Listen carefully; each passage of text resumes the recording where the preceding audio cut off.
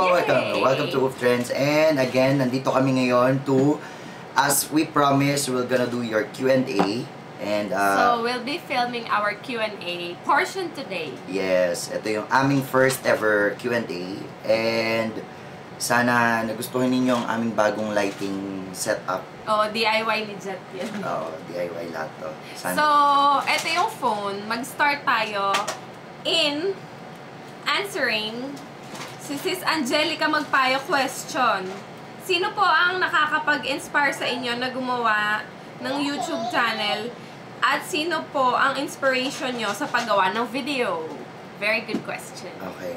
Ikaw muna. Please do the honor. Okay. Hindi, papasahin ko. So, ang nakapag-inspire sa akin gumawa ng YouTube channel, actually, si It's Judy's Life, yung sa vlogs.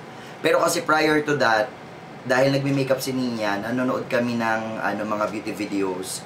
Sa international, ang nakapag-inspire sa amin si Nikki Tutorials talaga.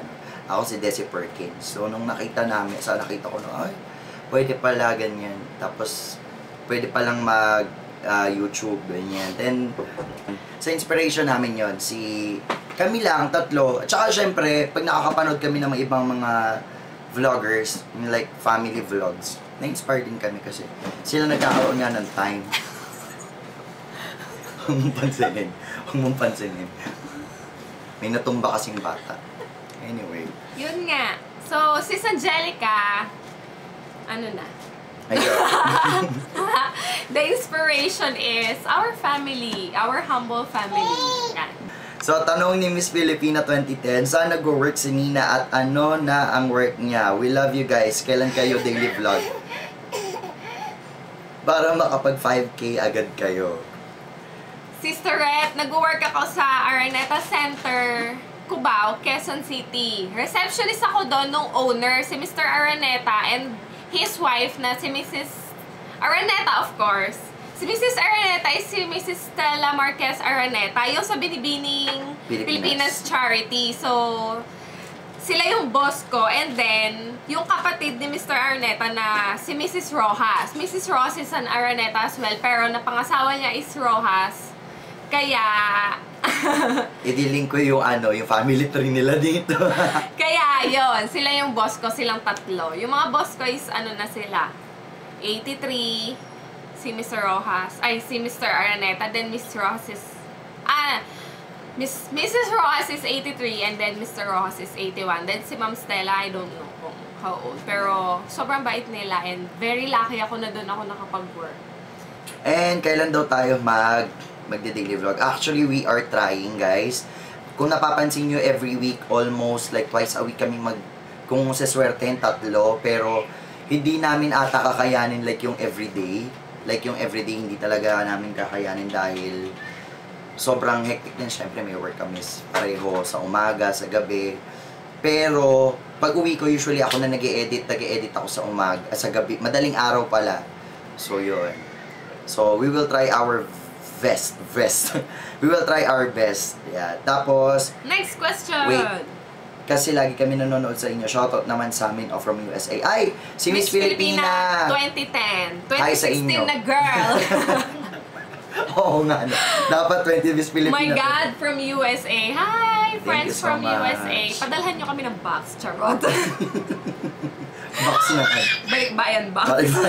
Yung kawan lang walang laman. Ayan. Next question. From Rowena Aromin. Hi! Ilang taon na po kayong singer-performer? So, I guess that's for me. So, ako ay kumakanta na for 16 years. Oo, kasi I started 2001. Pero, yung pagkanta ko, natuto akong kumanta 4 years old. Pero, yung professional as a profession, since 2001. First year college ako nun, freshman. Tagal na. Yes. Baby, kwento mo yung mga unang sinasampan mo na gig. Oo, guys, alam nyo ba, nung nag-start akong magbanda nun, for fun lang. Hindi, nag-start talaga ako kasi 2001, nawala yung cellphone ko. Kabibili lang sa akin yung cellphone ng 3310 pa ata. Bili sa akin yun ng mami ko. So, dahil nga, ayoko siyang ma-offend or ayoko siyang magalit kasi syempre pinaghirapan niya yun. Tapos, na-hold up kasi ko nun. So, nawala. So, kailangan ko maghanap ng, syempre wala naman ako maisip na pwedeng work na, alam mo yun. So, sabi ko, di ba't hindi na lang ako magbanda? So, nagbanda ako. Nagbanda ka to earn money para sa 3310. Oo, 3310. It turned out na, tapos nahanap ko siya sa job finder. Oo, promise talaga naghanap ako. Tapos hindi pa ako marunong mag-commute that time pa Makati kasi ang alam ko lang Quezon City. So pagdating ng Makati wala akong alam. So nagpasama ako doon sa pinsan ko si Ate Mira. Hi Ate Mira. Okay, next question. I miss your long hair, Kuya Jet. Hindi ito, na you skipped it. Ay, sorry. Sabi ni Chris Lumagi, ang question niya, yay! Yay! Woohoo! Hi, sister! Chris, ano na? Ayun. Next question from Gangsteret Gangsteret Cholet. Shuttle pala. Shuttle. Ay, naka-sister. Ano ba to? Kung hinahihirapan ka sa pangalan ng channel namin, mas nahihirapan kami sa pangalan mo. Girl. Award ka talaga. So, the question, what's the story behind your YouTube channel? And para sa inyo, ano ba ang pagmi-makeup at anong mapapayo nyo sa beginner lang sa pagmi-makeup? Yeah. Story behind our YouTube name is because that's our business name. Our events company, our events business is called Ouvre. Actually, it's pronounced as Ouvre, but that's French actually. That means obra. That means masterpiece. Ayan. So, parang inarte-artehan lang namin para Mana sa may-ari sabi mo social. Para chocha. Para social. Hindi. So, ouvre, para sa local tongue. Pero talaga, as we pronounce it in French is, in French. Ouvre.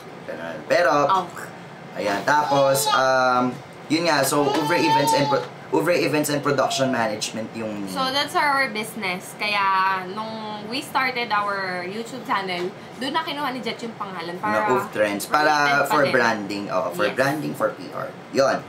And para sa inyo, ano ba ang pag-makeup? Ano nga ba pag-makeup sa inyo? Kasi ako guys, sa pag-makeup ko, ang pag-makeup ko is for band performance. So, kung wala naman, pero usually pag gumagawa kami ng video, syempre kailangan din namin mag-ayos. So, depende sa conforme kung anong klaseng video. Tapos, yun nga, sa performance siya naman. Sa akin, ang pag-makeup is an art. Hindi, tsaka profession mo yun before. Yan. So, I started makeup pala sa mga hindi nakakaalam. So, I started makeup after kong mabakante from work as a hotelier. So, Jet thought of pag-aralin ako on makeup artistry para somehow magkaroon ako ng talent at the same time malibang ako sa ginagawa ko. And then, so far, so good naman, kaya dire-diretso na.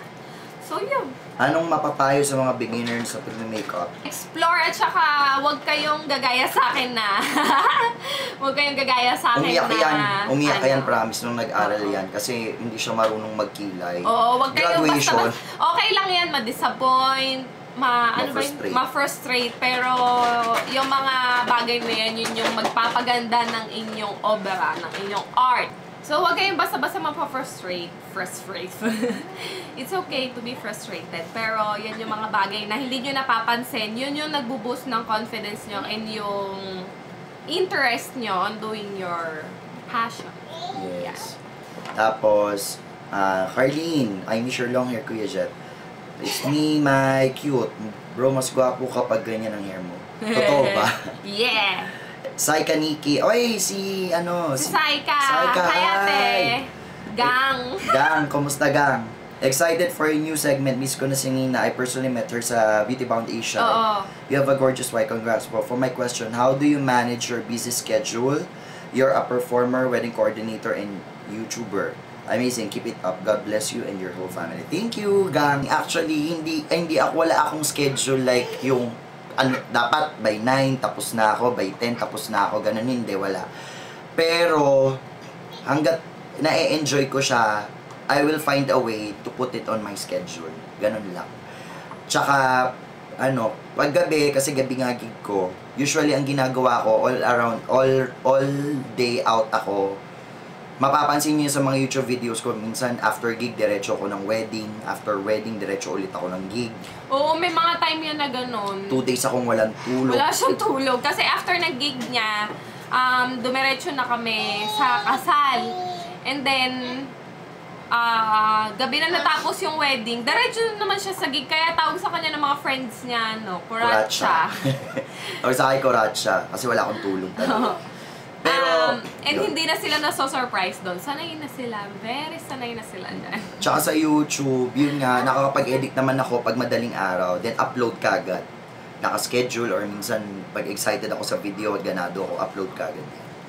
Next question. Si Jenny. Oy, si Jenny. Jenny, hi Jen. Hi Jet and Ina, looking forward for your mini meet and greet.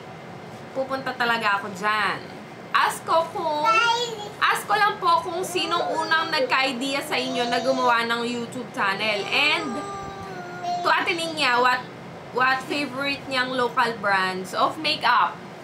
Sige, ako muna. Sa nagka-idea, ako talaga. Kasi siya, hindi kasi may mga napanood ako. Well, as you know, kasi si Nina, plain housewife siya before. So, I don't want her naman to be stuck in, taga-alaga. So, I really wanted her then to enjoy what she's doing. At the same time, earn din. As you all know naman, sa paggawa namin ng videos, hindi naman kaila sa inyo na somehow, you're also earning. Although we're not earning that much yet. Or we are not earning yet. Pero, the good thing about it is, we are having fun. Anak, Diyos ko, ang dami mo nang naikot. Sige, ano siya? Tapos, sa totoo lang, marami na kaming, yun nga, nakilalang mga vloggers, mga YouTubers. So, it's fun din kasi we get to know other people sharing the same thing. Yun, ikaw naman. And then, baby girl, yung favorite kong brand, local brand is, yung gamit ko ngayon. Actually, gumamit ako ngayon ng, pakita ko sa'yo Ito, enjoy ko talaga tong foundation ng Sansan. Ito yung ginagamit ko ngayon, yung Sansan, baliktad pala. Sansan Cosmetics Liquid Base Makeup. So, ito yung ginagamit kong foundation. And ang setting powder ko ay yung two-way cake ng Fanny Serrano. So, yan yung favorite kong local product on my face. Tapos, syempre, ano pa ba? Ano pa ba yung mga local product ko dyan? So far, ayun. Yun pala. Nichido, yun. Yan, favorite ko yan, Nichido. And then, si Jerica. Hi, Jerica. Hi, Je! Kumusta? Question for Mars Nina. Since BF ka, breastfeeding, paano ka nag-diet at bumili agad ang figure mo and how long ka nag-binder after you gave birth kay Baby Sky? Subscriber rin since day 1 ng YouTube channel nyo, guys. Hope to meet Baby Skyler soon, guys. Ayan. Ay, naku, Je! Diba, ang tagal na natin nagpaplano na mag-meet. Oh, Hindi kami makapag-meet-meet. Yung baby namin, halos magkasunuran lang. 3 days apart lang. 3 days apart lang sila, baby. Talaga ba? 3 days apart lang yung, yung pagitan nila. Si B-Boy and then si Skyler. Kaya, follower din ako ni B-Boy nung anak ni Jerica. So, actually, si Jerica, yung asawa niya, kabanda ko dati. Oh. Question is, paano ka nag-diet at bumalik agad yung figure mo? Actually, hindi ako nag-diet talaga. Bago naman ako manganak, bago ako maging pregnant, slim na talaga yung katawan ko. At kahit ano naman kain ko, bago ako nun magbuntis, ang pinakamabigat ko ng timbang is 52. 52 kilos dun sa katawan ko. I believe I'm 5'5" or 5'6". Nag-reach ako ng 69 kilos with Skylar together inside me. Kaya, after I gave birth, in 1 week, bumagsak na agad yung timbang ko ng 58 kilos. And hanggang sa hindi ko na namalayan na, yan, bumalik na ulit sa dati yung katawan ko. Kasi sabi din nila na malakas makapagpapayat pag nag-breastfeed ka. And that time, exclusively breastfeeding kami ni Skylar. And ako, wala naman akong, anong tawag dun? Limitation sa pagkain kasi, I want to give Skylar the best nga, kaya I'm also eating all the best na I can get para ma-feed ko din sa kanya yung all the nutrients that she will be needing for that time. Kaya wala akong limitation sa pagkain. Di lang talaga ako tumataba. And then, how long ako nag-binder? Actually, hanggang ngayon nagba-binder pa ako. Oo, hanggang ngayon nagba-binder pa ako. Wala akong kamot, pero cesarean ako ng diretso dahil dito. Siya yung may kasalanan bakit diretso yung hati ko, imbis na bikini. Pero... Actually, hindi ko kasalanan yun kasi ang nagsuggest doon yung doktor. Anyway, so yun. Mas magaling pa ako sa doktor. Oo, dapat sinabi mo bikini. But then, yung hiwa ko nga is diretso, pero wag kayo nagtutupis pa din ako ng kahit may hiwa akong diretso. Ito yung picture ko. Diba? Award ako niya, pagtitinginan nga ako eh. Dead ma. So, hanggang ngayon nagbabinder pa din ako kasi medyo, meron pa din akong taba-taba or yung skin na na-stretch and hindi siya masyadong bumalik sa dati. Kaya hanggang ngayon nagbabinder pa din ako. Anyway. At yung gamit kong binder, sis Jerica, is yung panty girdle, yung diretso may panty na siya. Para, I've experienced kasi before na yung ginamit kong binder is yung hati. So, ang tendency lumalabas sa taas or sa baba yung taba. Kaya, para no escape, yung panty girdle yung gamit ko. Pahirap nga lang kasi every time naiihi ka. But then again, nakaka-sexy siya. Kaya ipupush. Okay, next. Next question. Tayong mga content creator sa YouTube. Si Summer De Ocampo. Ayan. Tayong mga content creator sa YouTube ay may mga hinaharap ding pagsubok, lalo na sa haters. Paano nyo po yun hinaharap at sino yung best friend nyo sa YouTube? And pa-shoutout na rin po. Sana po makakolab ko kayo pag may time. Wow. Hi, Summer De Ocampo. Ayan. So, definitely, kung gusto ninyong makapag-collab kami sa inyo. Very open kami dyan. You can just message us in Facebook. Doon sa... Yes, doon sa Facebook namin na of Trends with by Jet and Nina. Yun, hanapin nyo lang yun sa YouTube and then message nyo lang kami doon.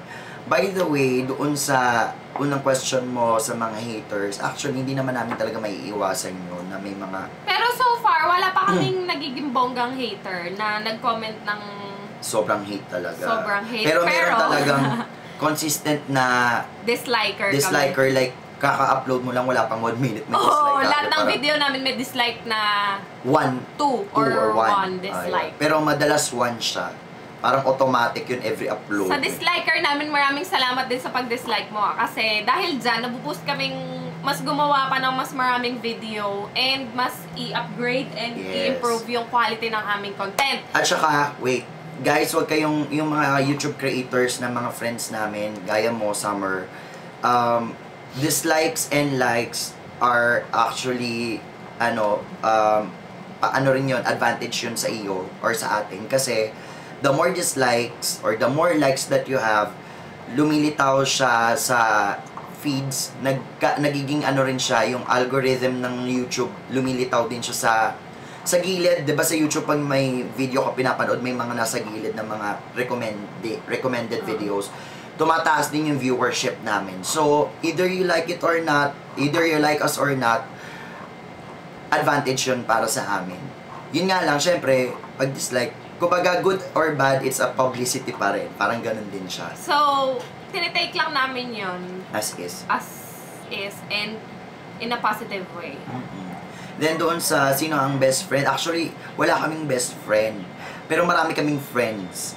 Pero yung, siguro yung madalas namin, kung may i-consider kami na talagang very close sa amin, si Aisha yun. Kasi, si Aisha, Purple Aires, hi! Sobrang, we love her kasi, siya yung nag-approach sa amin nung bago kami. And si Aisha yung talagang nagtulak sa akin sa bangin. Charot. Oo, talagang mag-vlog kayo. Tinulak niya ako talaga ganyan. Sabi niya, sayang ganyan. Sobra yung pag-encourage sa akin ni Aisha noon. Sobrang bait talaga ni Aisha. At saka sobrang lapit lang niya sa amin. Like, siguro 20 minutes away lang siya kasi taga-ano lang siya. Taga dito lang siya sa amin sa North. Ayan. So, next question from Abby Manalang. Hi, baby girl. Hi sa inyo. Kailan po ang next baby nyo? And ano pong local makeup brands ang paborito nyong dalawa? Maraming salamat. So, ayan, Abby. Gustong-gusto ko din yung tanong na yan kasi we've thinking na nga on having another Kai on our family. But then again, syempre, hindi naman yan basta-basta, lalo na kung hindi kayo financially stable. Kasi na-experience namin yun before na hindi kami financially stable, pero nakasurvive kami. But then, gusto pa din namin na paghandaan siya as much as possible. So, I am thinking na magpapa-regular muna ako sa work. Kasi bago lang ako doon sa Araneta, diba? So, I'm still on a probationary period. So, maybe after a year or two, we'll be having another kai-kai para naman, I'm still getting the benefit from having paid leave, maternity leave from work. Then, sa akin naman, paboritong makeup brand. Sabi na niya yung paborito niyang local brand. Ako naman, so far, ang ginagamit ko na local brand is yung favorite ko from... Actually, hindi ko nga alam kung local brand yun yung yung ginagamit ko nga dati na yung cake, cream cake. BYS. BYS. Local ba yun? Parang hindi, no? I don't know. Pero before, gamit ko talaga Nichido. Tsaka, an Everbilena. Kasi syempre, wala pa naman ako masyadong alam doon. Nung nag-aral siya, doon lang ako nag-explore din ng mga gagamitin ko sa, sa work, ganon. Next question from Sister Sarah Dayurit. Hi po, I really admired both of you kasi isa kayo sa couples na nakita na nag-enjoy doing vlogs together. Can I ask po, pag nag-aaway po kayo, sino po yung unang gumagawa ng move para masettle yung tampuhan nyo? Ayan. Tampuhan ninyo. And can you share po how you keep your relationship strong, healthy, and what's Miss Nina favorite local makeup? Thank you. More power. Yan, Sister Sarah, yung favorite kong local product is, I will just ulitin, is the HBC products and Nichido. HBC, Nichido, Fanny Serrano. So far yun yung mga ginagamit kong local products and I love it very much. Tapos, how do you settle the tampuhan? For how do we settle the tampuhan, baby girl, I will link our video on yung parang how it all began. Yung love story namin doon. Marami ka dong makikita about sa amin. So, pero to make it short lang. To answer your question.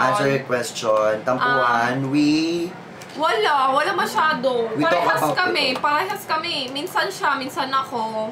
Di na rin namin napapansin kung sino yung palaging nag-i-initiate. Pero as much as possible, we talk about it. Oo, pinag-uusapan namin kagad. And ito si Jet, hate niya kasi yung minsan kasi hindi maiwasan na pag may gig siya and naka-prepare na siya, bigla-bigla kaming may hindi pagkakaintindihan kaya nagagalit siya sa akin. Sabi niya, kung kailan paalis na ako, and hindi naman kasi siya umaalis nang hindi kami okay. So, tendency, malilate ako sa work.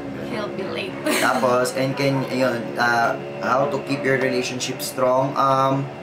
Actually, there's no secret about it pero I think it's all about respect and understanding and being transparent with your partner. Yun lang. Kasi, if you have all those three, I think it will be smooth. Of course, you also try to, try to go out once in a while. Kaya nga, di ba, may video naman kami, ililink ko rin yun, yung may hot date night. Kasi minsan lumalabas kami. Pag, alam mo yun, minsan kasi pag sobra na kaming toxic sa work and all that, yun. Actually, meron pang question dito. So far, yun pa lang naman yung mga questions. Ayun, yun pa lang naman yung mga questions ninyo na... So, if you have any other questions that you would like to ask, please write it down. Mag-comment lang kayo na mag-comment. Dito sa comment box sa baba, para sa next episode natin ng Q&A, masagot namin yung mga questions. Nakakatawa palang magganito. Parang... Tsaka, I would like to say shoutout dun sa aming mga friends, pero siguro I will have a separate video for the shoutouts. And also, we are planning, actually hindi niya alam to, pero I'm thinking of having a live feed sa Facebook. So you guys, if you want to catch us on our live feeds, please subscribe on our FB, Facebook. That's add nyo kami, very friendly ako, lalo na ako. Of Trends by Jet and Nina. So nandoon para makapag-live feed kami sometimes pag lalabas kasi napakahilig. Parang nung nagkaroon ako ng live feed sa yung na-addict na siya. Na-addict ako parang every moment of the day parang gusto ko mag-live feed. At saka yun, thank you again mga subscribers namin. Please subscribe on our channel. Subscribe and of course, add us up on our Facebook and Instagram. Ayan, makikita nyo. Facebook, Instagram, and also on our Snapchat.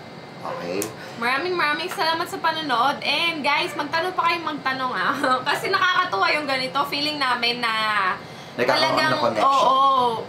Masaya kami na nagkakaroon tayo ng interaction sa isa't isa. Tsaka feeling namin parang nandyan lang kayo sa likod ng camera. Yes. Maraming salamat guys, and I hope you enjoyed our video. Please watch out for more upcoming fun videos for you guys. Okay? We'll see you again. We'll see you again. Bye!